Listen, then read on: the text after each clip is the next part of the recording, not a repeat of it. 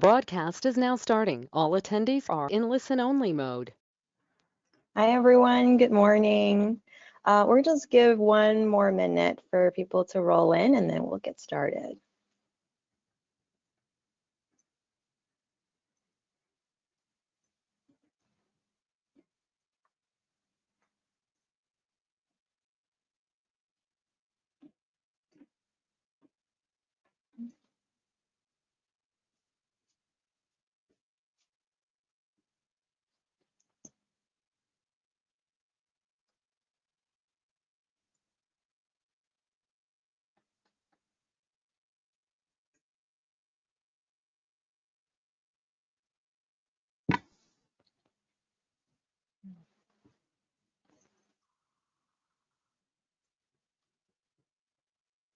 All right, well, perfect. So I think we're gonna get started now.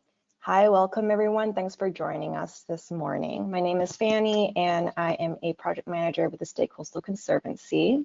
I am joined today by Emily Lopez. She will be co-presenting with me on this presentation.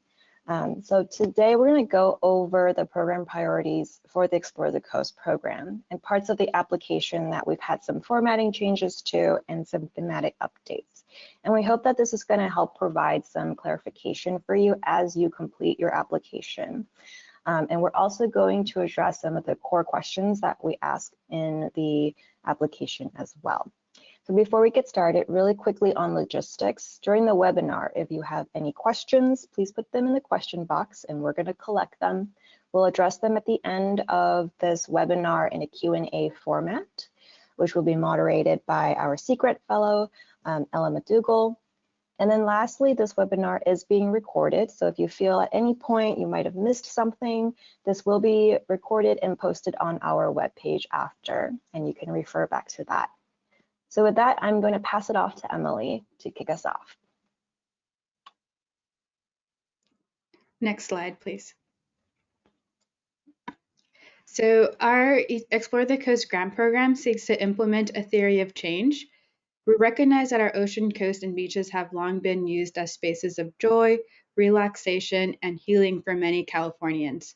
The Explore the Coast grant program seeks to provide coastal experiences for many people and communities who face systemic challenges or societal barriers to accessing and enjoying the coast. And we want to share and spread the joy and healing that a day at the beach can provide for many people. We think that this grant program can positively affect people's lives in many ways. And to fulfill this theory of change and continue to inspire coastal experiences for Californians, our Explore the Coast priority communities are communities that face systemic or societal barriers accessing or enjoying the coast. And these communities include lower income individuals or households, people with disabilities, Black, Indigenous, or people of color, English as a second language community, immigrants communities, foster youth, and others. Next slide, please.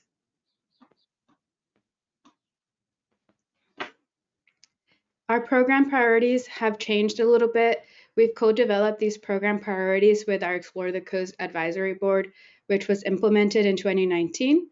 Our Explore the Coast Advisory Board members reflect the interest of the communities being served in this grant program, and they are located throughout California. And we've decided that our program priorities should include enjoyable and valuable experiences at the coast, provide long-term positive impacts for participants, inspire ongoing coastal research stewardship through active learning or interactive activities, connect groups that consistently face societal or systemic barriers to accessing the coast, serve the diverse population of California, or they reduce economic, physical, operational, or societal barriers to accessing the coast. I want to clarify that your program does not have to meet all of these program priorities, but they should at least meet one or more of these program priorities. Next slide. Great. So how How do we want our projects to look so that they can fit into these priorities that Emily has listed? We're looking for projects that bring people physically out to the coast, whether it's to play, to explore, learn to surf, kayak, or sailing. We want to have that recreational component to the programs, right? We want them to have immersive experiences, interactive and hands-on, that can help build positive connections with the coast. We're looking for projects that not only help participants overcome the social, economic, and physical barriers of accessing the coast, but these programs should also help reduce these barriers in the long run. For example, by giving people the skills to feel comfortable and safe near the ocean, letting people see that others from their community and people that look like them are enjoying these coastal resources, and maybe even teaching them how to get there on their own, whether it's through a private vehicle or through public transportation. We're also looking for programs with opportunities to help build leadership or job skills so that the participants can take these on with them in their life. Some examples of previous grantees with projects that in some way achieve our program priorities include Environmental Traveling Companion, Outdoor Outreach, and the Wahine Project. Last year, we awarded a grant to Environmental Traveling Companions to provide kayaking adventures in San Francisco and Tamales Bay for under-resourced youth and people with disabilities. Outdoor Outreach's Coastal Adventure Club program introduces BIPOC or Black, Indigenous, people of color communities in San Diego to the coast by providing that recreational activity like kayaking, paddle boarding, surfing, biking, hiking, you name it. This program also provides opportunities for jobs and leadership positions, including becoming instructors within their program or becoming peer mentors for other youth participants. And lastly, the Wahine Project, they received a grant for bus funding to transport underserved girls from East Salinas in Monterey County to Casa Verde Beach, where they learned how to surf, they learned about the ocean, helping them build confidence, their surfing skills, and fostering an environmental stewardship ethic. Next slide, please. So what we do not fund, we don't fund projects that are only classroom-based programs or curriculum. Again, we want to get people getting out to the outdoors and experiencing the coast firsthand. Environmental education can be a part of your program and can be a definite benefit of that, but it shouldn't be the sole intent of your project. On the flip side, projects that are solely beach cleanups, we are not looking to fund those. We're not looking to bring people out to the coast to just pick up trash. We really want them to have an enjoyable experience. Beach cleanups can be a part of the program as long as, overall it's an enjoyable experience and it's building a fun and positive memories for the participants, maybe even possibly fostering future stewardship and respect for our coastal resources. And finally, construction of facilities. We don't fund construction through this particular grant program, but the agency does fund construction projects like trailheads, trails, beach stairways, bathrooms.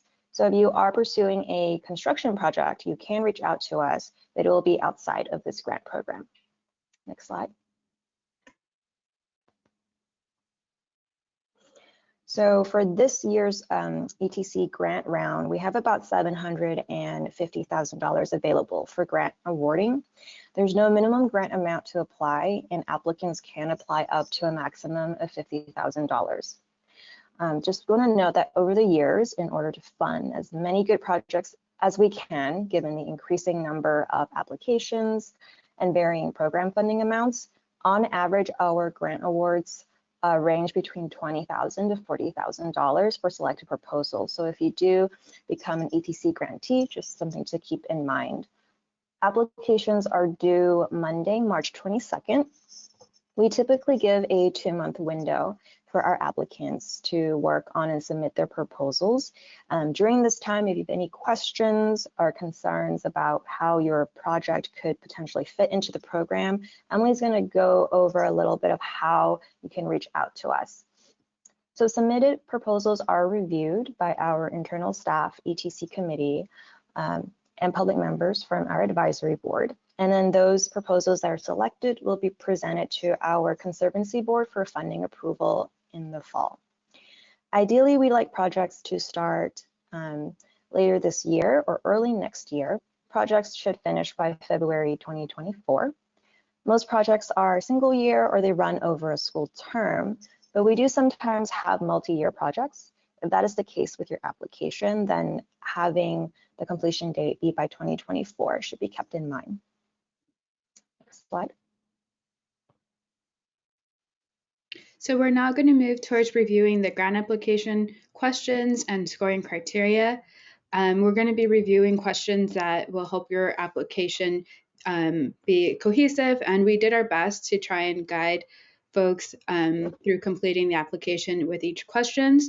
We advise you to please follow instructions for providing your responses, and unless otherwise indicated, please keep your responses to 1 or 2 concise paragraphs per question. Once you're done writing your application, please submit your application to grants@scc.ca.gov by March 22nd, 2021, midnight. If you're wondering if you're eligible, if you're a public agency, a federally recognized tribe, or a nonprofit with a 501c3 status, you can apply. Next slide, please. So I'm gonna be reviewing questions that will help you understand a little bit more of what we're looking for with these particular 4 questions, and these questions will help reviewers understand what your project and program will do. So for question 1, under project summary, we are looking for the community served, the total number of participants served, the primary participants' activities, key objectives of your project, and coastal locations expected to visit. All of this is in the application as well. And again, this webinar is recorded if you forget the key things that we're looking for. For question 2, under Explore the Coast program priorities, we are looking to understand how your program connects to our program priorities. We want you to help make that connection for us. Clearly state how your program meets 1 or more of the program priorities, and those are providing an enjoyable experience at the coast, reducing economic, physical, operational, or societal barriers to accessing the coast, inspiring ongoing coastal resource stewardship ethics through active learning or interactive activities, serving the diverse population of California, or providing long-term positive impact. And for question 5, under participants' experience, we are looking for what participants will be doing overall throughout the program.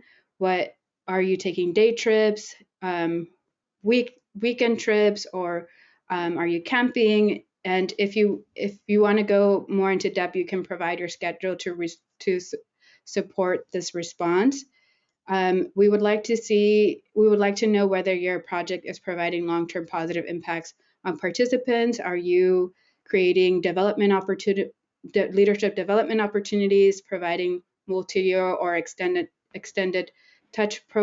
multi-year touch programs? Are you providing parent leadership and support for student involvement, peer-to-peer mentoring, and solutions to overcoming coastal barriers, accessing the coast? For question 6, under program duration, what we're looking for is your program and the number of hours each participant will spend during the program. Is it a 3-hour surfing lesson? Is it a 1.5 classroom science activity? Is it a 2-hour sailing experience? And we do not have a target duration for this program duration, but we do want to know what it consists of, so it could help us understand the relative cost between each application. Next slide, please.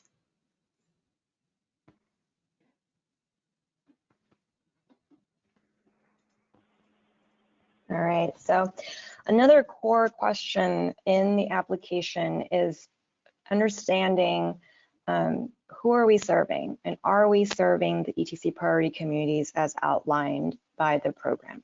Are providing coastal experiences to people and communities that have trouble accessing or enjoying the coast? So question 3 is really meant to answer this.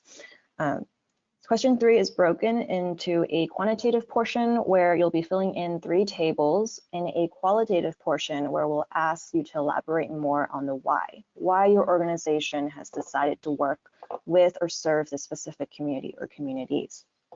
As you see before you, this is our first table. We ask for the total number of participants that will be served by the grant versus the total number of participants from ETC priority groups. And one of our scoring criteria is that at least 50% of the participants served by the grant should be from an ETC priority community. We're just looking for an approximate number, so you can estimate that in the table there. Next slide, please. This is the second table. It dives deeper into the demographics of the ETC priority community your project intends to serve. We have listed communities that we think may face barriers accessing the coast. We know this is not an extensive list, so feel free to include any other communities that your project is serving that's not captured here in this table. Again, estimate numbers. Next slide, please.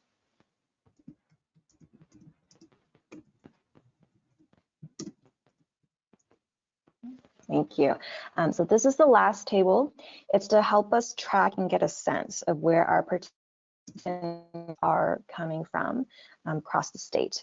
So you can see, as you can see on the map on the right, the state is grouped into 8 regions, and there is a bigger map in the RFP, so you can refer back to that and just sort of estimate the number of participants from each for the coast region. All right, next slide, please.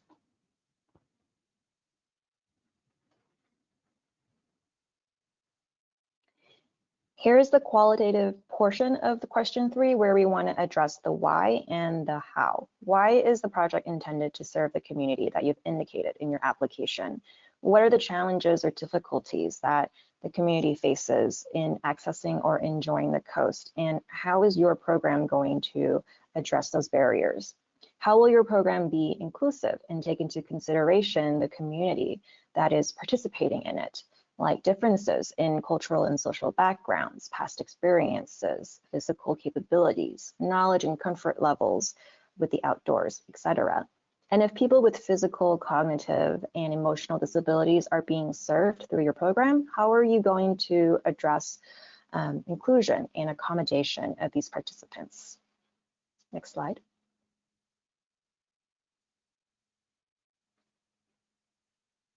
So for building and fostering connections, we want to know about the community's relationship to our partners and our partners' presence in the community. We also want to know about your community engagement strategy and creating a welcoming environment and space at the coast. So do you provide bilingual support? Do you host workshops? Do you have parent leaders? Just list out how you are leading your community engagement strategy so that we can create a sense of belonging at the coast. We also want to know about the ways your program is designed to have long-term positive impacts on participants and ways participants are inspired to continue visiting the coast on their own and making sure that they feel like this space is also theirs to come and enjoy and relax. And we also want to know about the community's demographics and its reflection to your organization's staff, board members, and leaders. I do want to clarify that this last bullet point is not scored in the application, but we are trying to gauge the community's demographics and how they're supported by their staff and board members or program leaders. Next slide, please.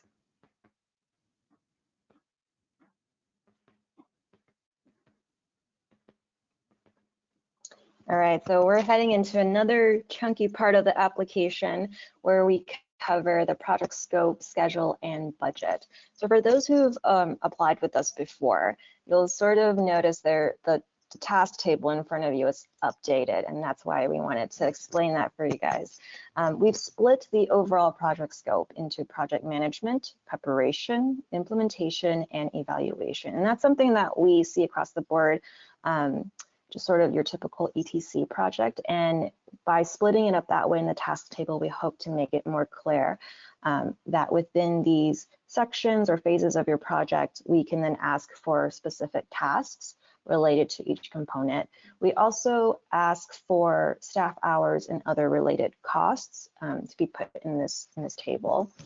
So you might notice that in the project implementation task, we've specifically broken out the typical costs associated with executing a project, such as transportation, equipment, purchases or rentals, food or lodging, if that's central to your project, and of course, staff costs as well.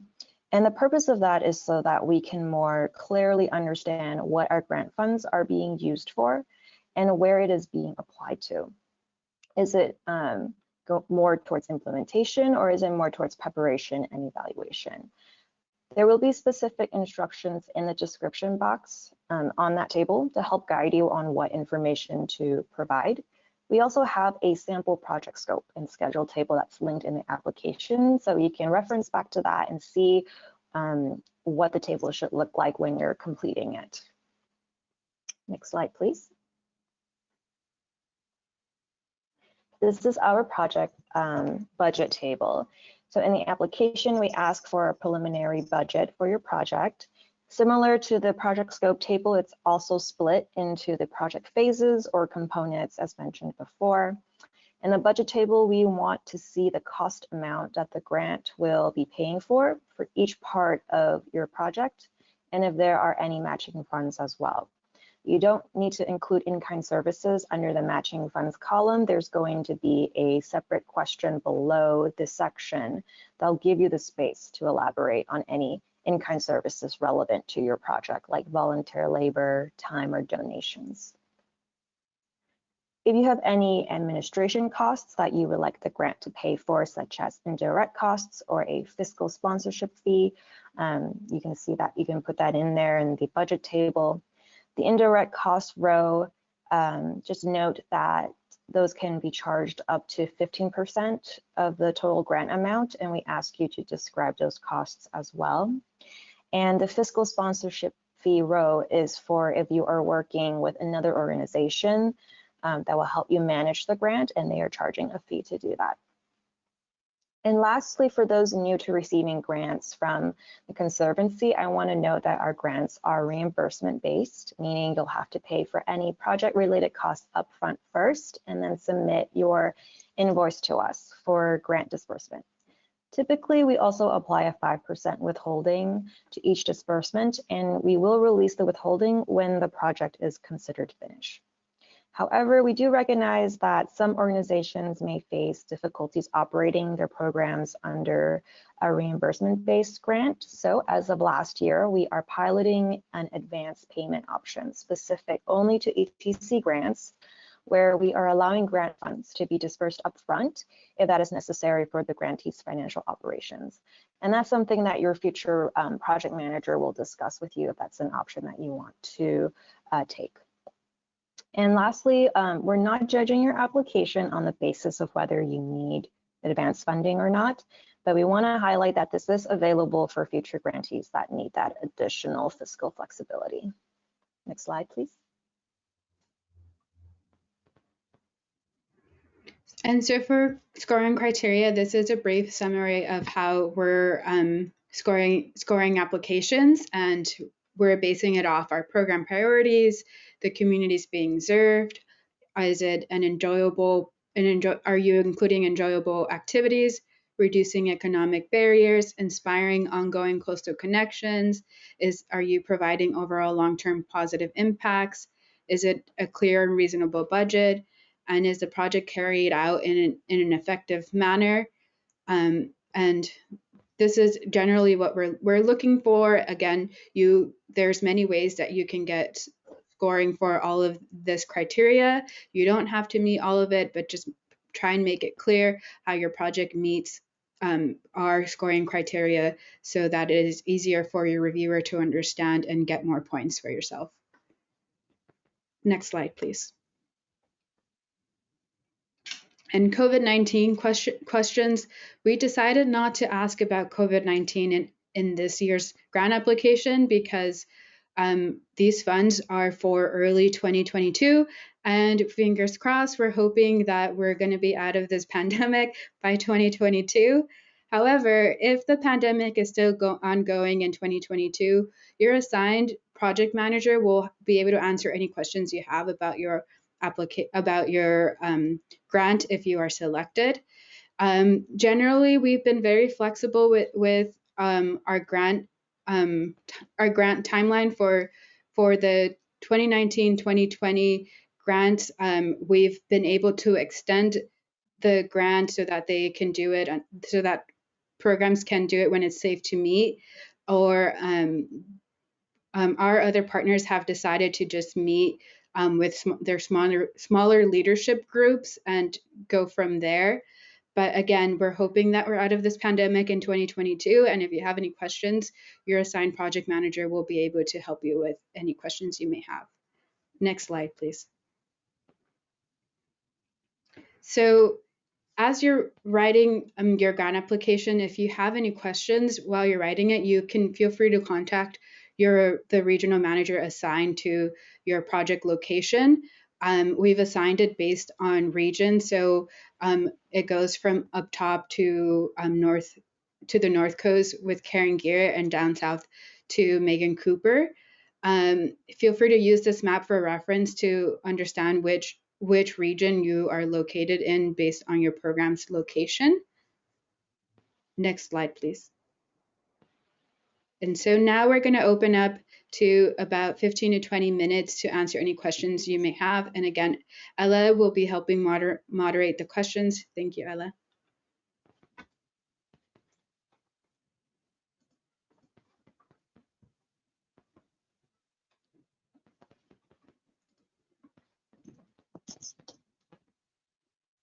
Ella? You might be on mute, Ella.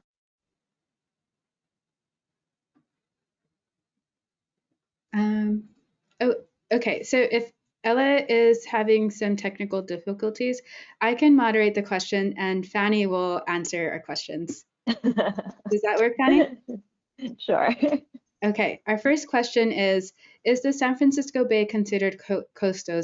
Example, kids kayaking. Yeah, so we do fun projects that take place in the San Francisco Bay, and within this context of this program, it would be considered applicable. So yes, kids kayaking there, surfing there. I want to clarify that programs that qualify have to be within the coastal zone, our jurisdiction, and which includes the San Francisco Bay and the Santa Ana River Parkway. Okay. So second question is, can you please talk about reporting requirements and whether this grant opportunity is likely to be repeated on a regular basis? Yeah, so we ask that whenever you submit your invoices to include a progress report, and that's going to be provided to you by your grant manager. At the most, we want a monthly reporting, but if just for the way that your program is structured, you can report quarterly as well, and that's something that you can again discuss with your project manager or your grant manager. And whether this grant opportunity is likely to be repeated on a regular basis. Yes, we have this grant program running once a year. The only thing that changes is the funding amount. That's not too set in stone. So last year we had $1.4 million, but this year we have about $750,000. Thanks, Fanny. Okay, another question is, could projects be around hiking rather than having projects geared towards the ocean? Yeah, so we have funded projects that are coastal hiking. So I think, as Emily mentioned before, if it's within a coastal zone that's applicable. We do want, for the coastal hiking, if you can have your project end, at the coast, that would be great. That would make your application more competitive, but that is something that we can consider. Will this PowerPoint be made available to participants? We can do that. Can organizations apply with a fiscal sponsor? Yes, so if you apply with a fiscal sponsor and if they're charging a fee for that, just include that in the budget table if you plan on using the Conservancy grant funds to help pay for that. Okay, so another question is, if the budget requested is $50K, but the program only allows for $40K, will you still give us an opportunity to run our program with a reduced budget? Yes, so after we review your proposal, and if we want to fund it, but let's say we're not giving you the full asking grant amount, we will reach out to you and sort of discuss with you, is this going to impact the way that you run your program with the reduced allocation? Another question is, does the time in the program duration include travel time to get to the coast? No, actually no. I would say no to that. So we're looking for the program duration. It's more of what the participants are doing. So if they're spending like 3 hours at the coast surfing, you want to count those hours. We want to see what the participants are actually doing and how long that they're doing it for. I hope that answers the question. Are projects eligible for funding in multiple years? For example, if the program is funded in 2021, can we reapply for funding for the same program in 2022? Yes, you can do that. Is multi-touch a priority for this program? Definitely. I think that is one of the program priorities that Emily mentioned before, multi-touch and being impactful in a long-term basis. That's one of the qualities that we're looking for in our projects that we fund, is being able to create these long-lasting impressions and long-lasting benefits. So multi-touch is perfect and on point. Will staff costs to manage the program be covered by the grant program? Maybe, Yes. Annie, if you want to go over a little bit about what type of funding our grant covers. Oh, what do you mean, like just the type of cost, like what we can pay for? Mm-hmm. Okay, yeah. Yeah, so we can pay for staff costs. So if you are, hiring someone and you got to pay for their labor or their hourly rate, you can use the grant for that.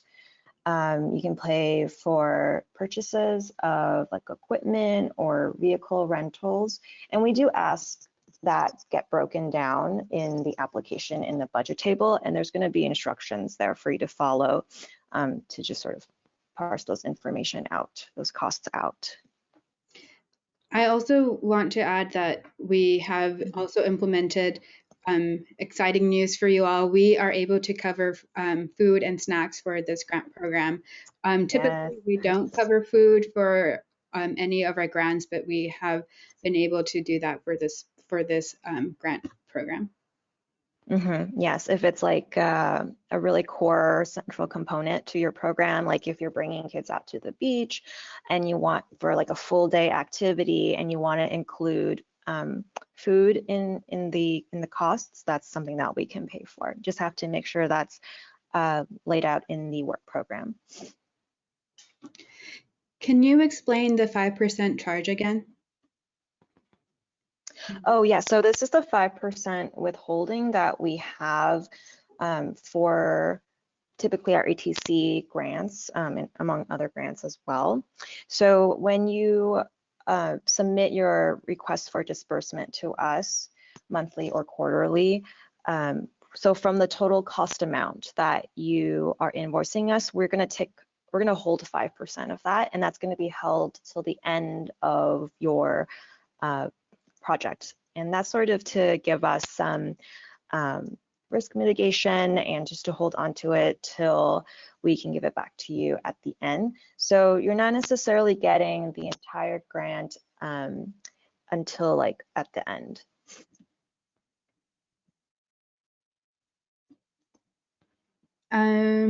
Would it be beneficial to provide letters of support with our application? Yeah, that would be great. That's something that we ask for. If you have letters of support, we collect them and we attach them as part of our presentation to the board for approval, for funding approval. Can programs take place in watersheds, example, the LA River? Yes. So do you want to speak more to that, Emily?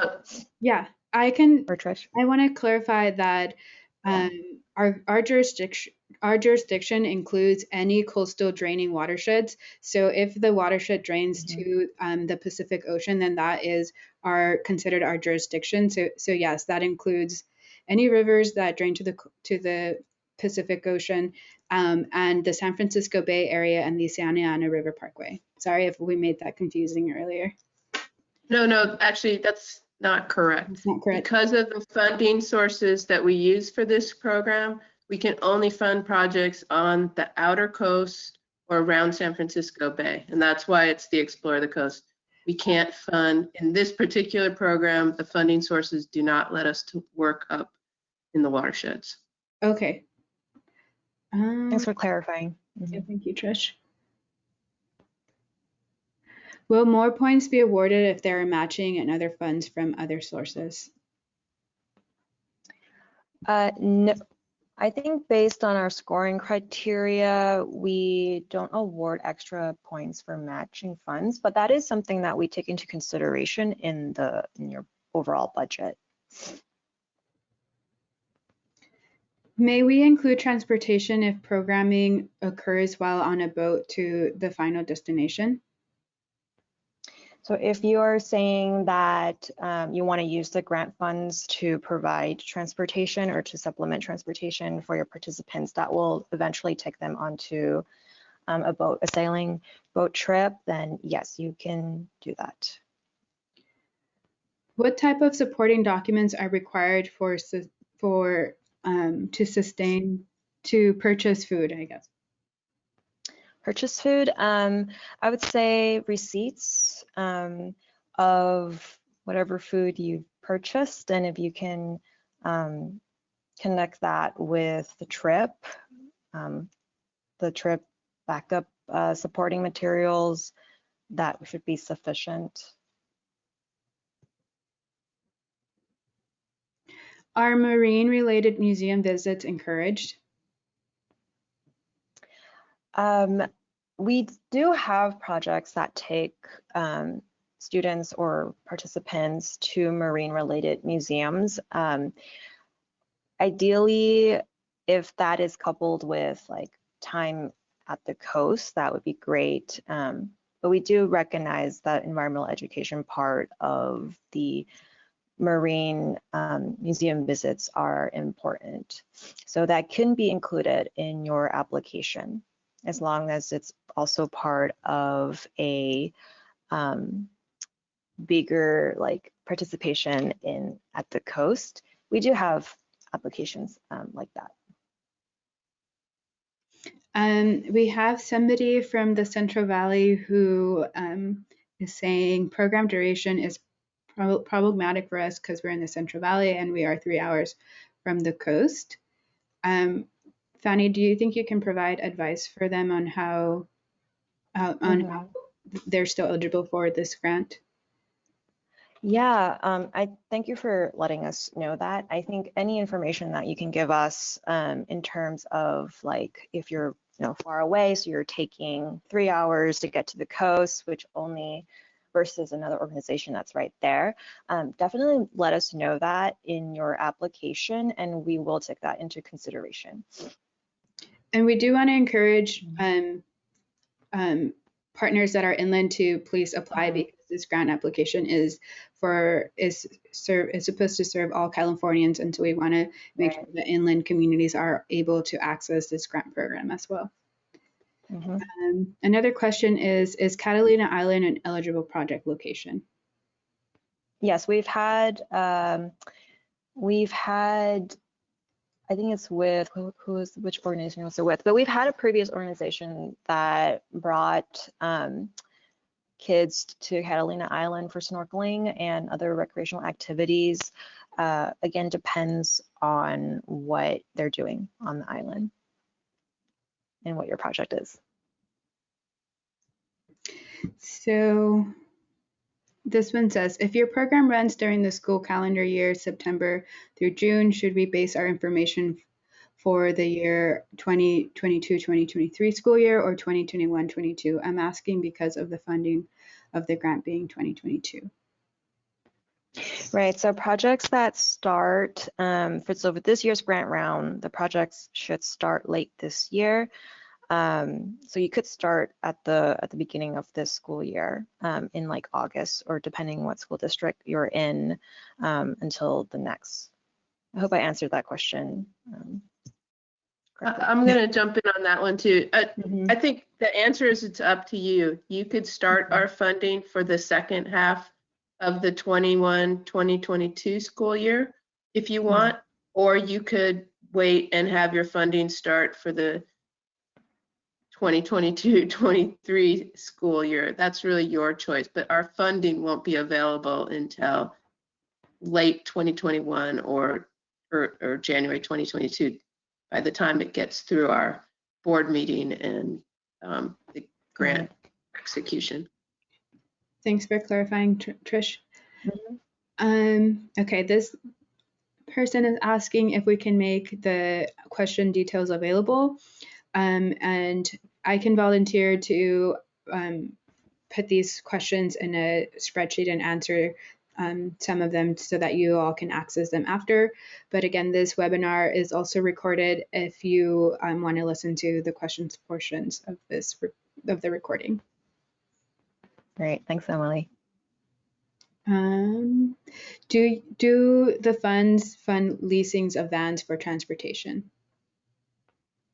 Yes. So any costs related to transportation, whether you're purchasing a vehicle or leasing a vehicle so that you're transporting your participants to the coast, that is part of one of the priorities, right, to reduce physical barriers to accessing the coast. So yes, you can use the funds to lease vans or any other types of vehicle that you may need.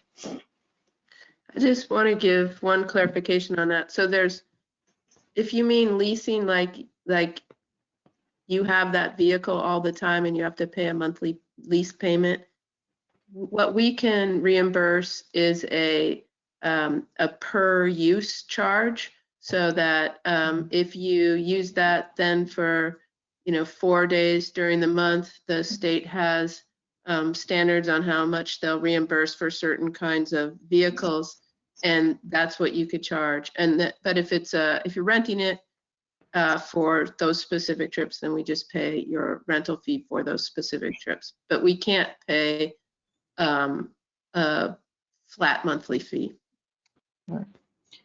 Thanks for clarifying, Trish. Okay, Fanny, this one says, just clarifying for invoicing and reporting. Minimum reporting requirements are quarterly, or is a 1-year reporting acceptable? We want to avoid once per year, so that because that way we can sort of keep track of your project. And then also, usually we pair the progress report with your invoicing, and because of the timeline that it usually takes for us to cut the check back to you, it would be advisable to at least do it quarterly if you really need to, if you can't meet the monthly requirement. But again, you should talk with your assigned project manager for that. But we definitely want you to. Yeah, the grant requirement is. Yeah, quarterly Yeah. is the minimum you can do. Minimum. Yeah, it's also stated in our grant agreement as well. Okay. And the next question is, would you think of LGBTQ youth as a priority population for the program? Yeah, I think that's a community for sure that would be a priority. Again, if it's a community that, if it's an LGBTQ community that has trouble accessing the coast, whether it's, you know, feeling comfortable there culturally, socially, or economic issues, that's what we are focusing on as well. And I think we do include that as one of the communities listed on the demographics table for question 3. This one says, what part of San Diego counts as the coastal region? Trish, do you mind taking this one? Just to You know, yeah, it's basically the beach and the outer coast in San Diego Bay, the areas around the lagoons, San Alejo, Bataquitos, that string, the string of pearl lagoons. Any of those areas would count. Thank you. Next question is, any items or services considered ineligible for this grant program? I'm wondering if they're asking about program like specifics or invoicing charges. But yeah, I think I would like that question clarified as well. If you're thinking about like using the funds for purchasing specific items, I think I would like this question clarified a bit, if possible.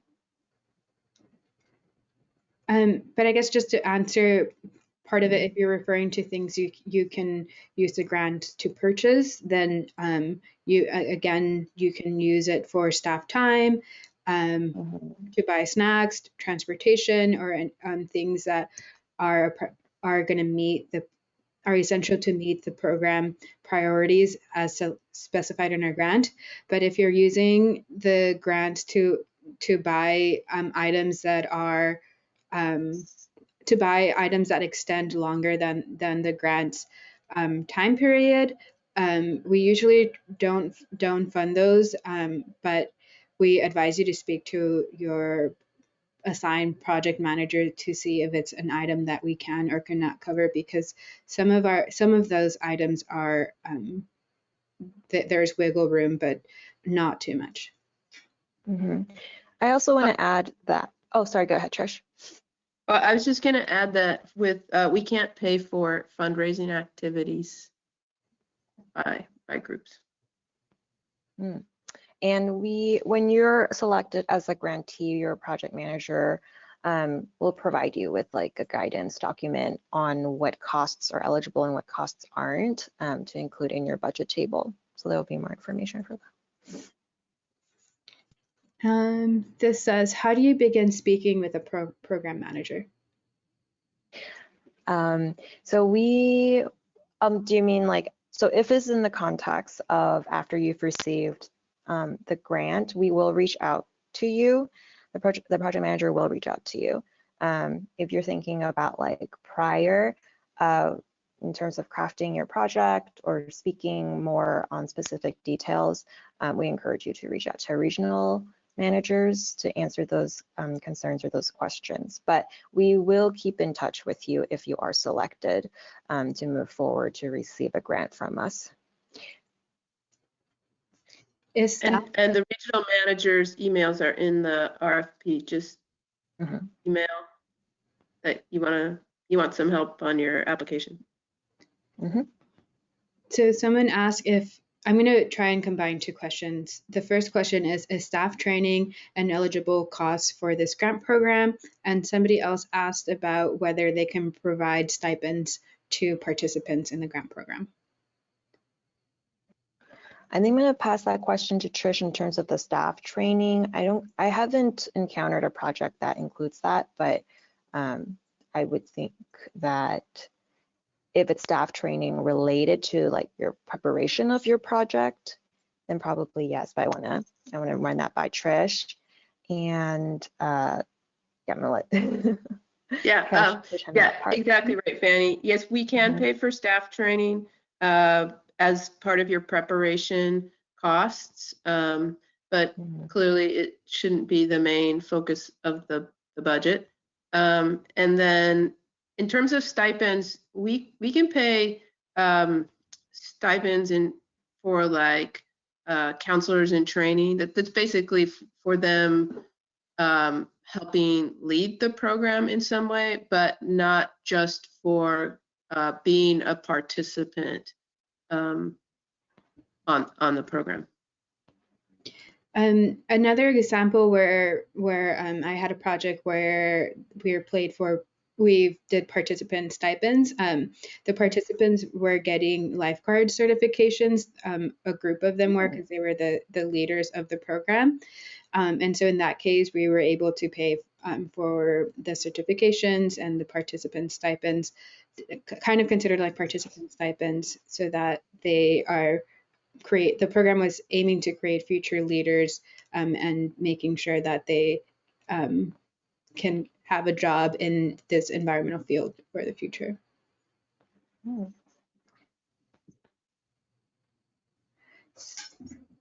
This one says, what kind of evaluations do you require or request?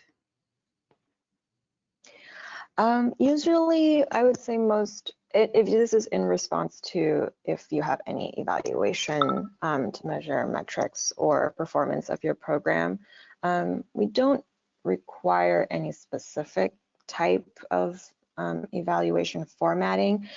Commonly, we've had our grantees do like pre and post surveys of their participants, and then they kind of put all that information into a report to give that to us.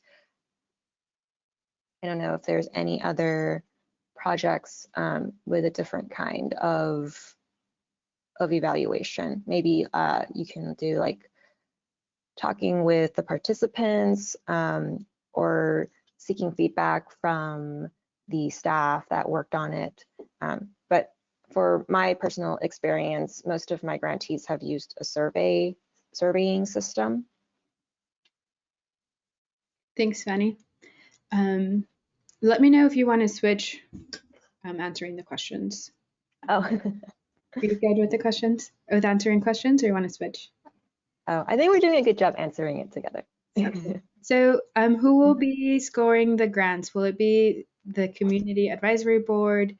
Can you please clarify? Yeah, so when you submit your proposals, we do an initial review with the ETC committee staff. So that's just made up of staff members from the Coastal Conservancy. And after that, we share that initial review or the subset of those reviews that we've picked out, the applications that we want to move forward with the advisory board and have them sort of look at it. And then over the summer, we have an in-person meeting, or maybe now Zoom meeting, to discuss which projects we would want to fund moving forward. Thank you. So this person says, I am a first-time applicant and could I ask for 2 years or 1 year funding? Should I double the budget and try for 50K, or keep it at a minimum 1 year? And then somebody else, I'm going to combine another question that says, would I have a better chance of being funded if I apply for a 2-year proposal instead of 1? So I would say that the length of your project isn't the main priority for how we're reviewing it. It's really the project itself and what is occurring for your participants. So whether it's 1 year over the summer or multi-year, that doesn't really play too much of a role in the scoring portion. So if that's how your project is being structured, you can go ahead and go with that. The maximum grant that you can apply for multi-years, it's still the same as if you applied for like a over the summer duration project at 50K. So you would have to break that down and explain that to us in your grant application so that we know that this $50,000 grant is going towards a program that is 2 years, running in 2 years. And we do like that the 2 years is, contributive to a multi-touch approach if that is the case for your project. This person says, can we get an application? Can you direct them on where they can find our application? Oh, yes. Our application is on our website, scc.ca.gov. It's easier to find it if you go to grants and then grant programs, and you go to Explore the Coast, and there should be a link there that takes you to the application. I also want to add that in that same grants page, there is a link where you can sign up to get notified every time there is our grant is requesting proposals. So if you sign up, then it should be directly in your email every year it is being announced. Mm-hmm. So sign up.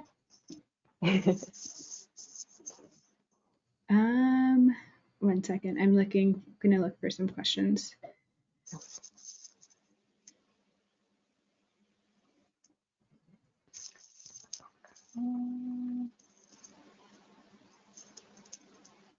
Okay, this person says, we will be applying for the second time. First app was not accepted. Is there any way to get feedback on areas that we can improve on this round?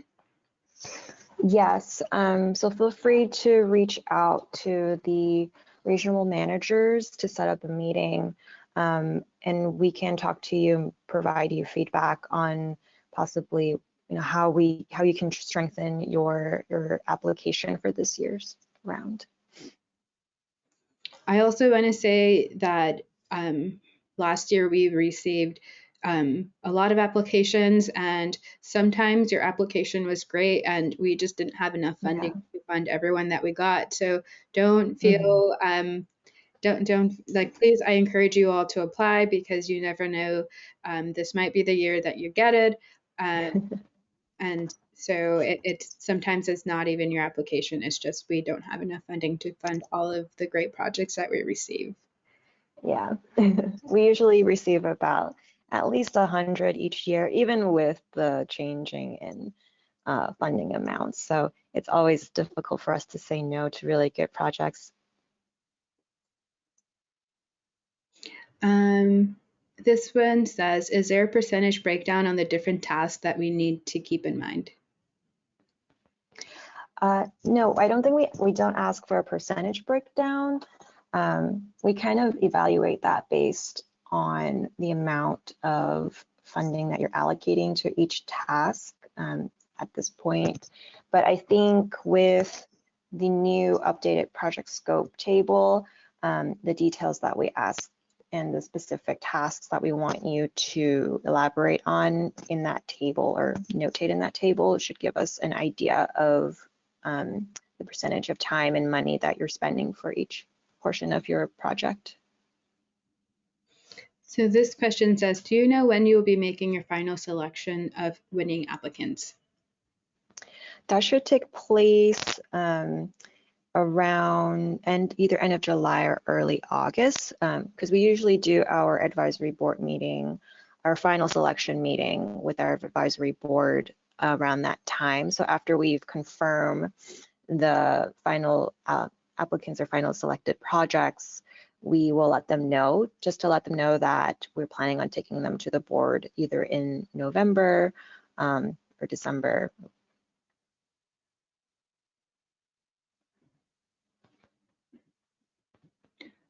I'm looking for questions, 1 second.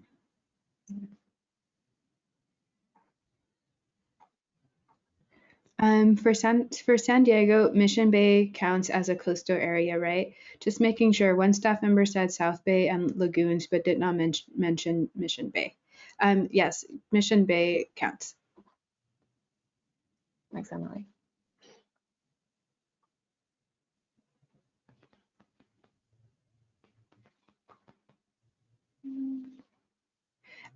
This question says, please explain further the statement at the beginning about connections to school-based curriculum or units. It was not clear.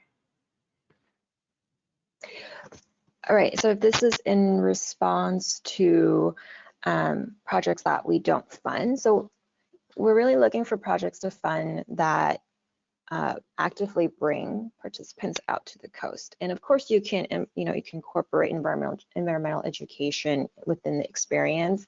But if your overall project is just to visit a classroom and talk at the students about our ecosystem, that's probably not gonna score as well as a project that would bring students or participants out to the coast so that they can connect that environmental education part with the in-person experience. This question says, if we have our own vehicle, can we use mileage? Can we claim mileage for the grant? I think Trish, you mentioned that yes, if it's your own vehicle and you're asking for reimbursement for the mileage on that, we will do it based on our state rate reimbursement. That's right. Do you include the distance from the coast as a barrier to accessing the coast? I would say yes. So that's like the physical distance to the coast. So one of our projects, or not projects, our priorities is serving more inland students, or participants. So if you're talking about that physical distance to the coast, that's something that we're trying to bridge. If you're talking about the ability to even access the coast, let's say you live really close by, but you don't have the means to transport yourself there, and your program is aiming to bridge that gap, then that would be considered as addressing a physical barrier to accessing the coast. Someone said they tuned in late, so I do want to remind folks that this webinar is being recorded. So if you missed it, we will be sending an email to all the participants who signed up, and it'll also be available on our website so that you can listen to the information given. Okay, next question is, do we have the flexibility to adjust budget line items? If you mean if you could like sort of reformat the budget table, we want you to keep it as it is. Later on, if you're selected and you're working with the project manager for your grant, we'll have you sort of parse out more detail on your budget table in a work program. But for the purposes of a uniform review of all applicants, please keep the formatting the same in the table. And I do want to note that we're at the 12 o'clock mark, or we're 3 minutes over the 12 o'clock mark, and I know we have a lot of questions, but just to keep us on time, we would probably end the webinar. And if you do have additional questions that we didn't answer, definitely feel free to reach out to us. I feel we're going to take, if it's okay, Fanny, let's take one more question. And I want to say that a lot of these questions are very similar, so we're going to try and answer some of them in a Word document and put it on our grants page so that you can look back at the questions and answers. In case your question wasn't answered, we will be able to see it at the end and hopefully answer it. Yeah, we can take a couple more questions. And yes, because they are kind of similar, hopefully we can answer most of your questions. So this person says, our program is a year, sorry, missed it. Okay, this one says, is transportation to and from the coast covered? And then, do you prioritize projects that serve large numbers versus small group experience to the coast? Again, that depends on how you structure your project. If within the project you serve a large number of people, but they're not necessarily receiving the same type of interaction or experience built for a smaller group, then that's something that we would consider and look at. And for the transportation question is if you would fund transportation to the coast, yes, we do. You can use our grant funds for that. And then of course, again, it depends on what mode of transportation. Are you renting buses from a school district? Or are you chartering? Put that in your application so that we know. So I think we're going to wrap up the webinar now with the questions. Thank you all for attending, and we will try and create a cheat sheet with the questions you all have answered. And again, feel free to reach out to the regional managers if you have any questions when you're writing your grant application. Fanny, do you want to add anything else?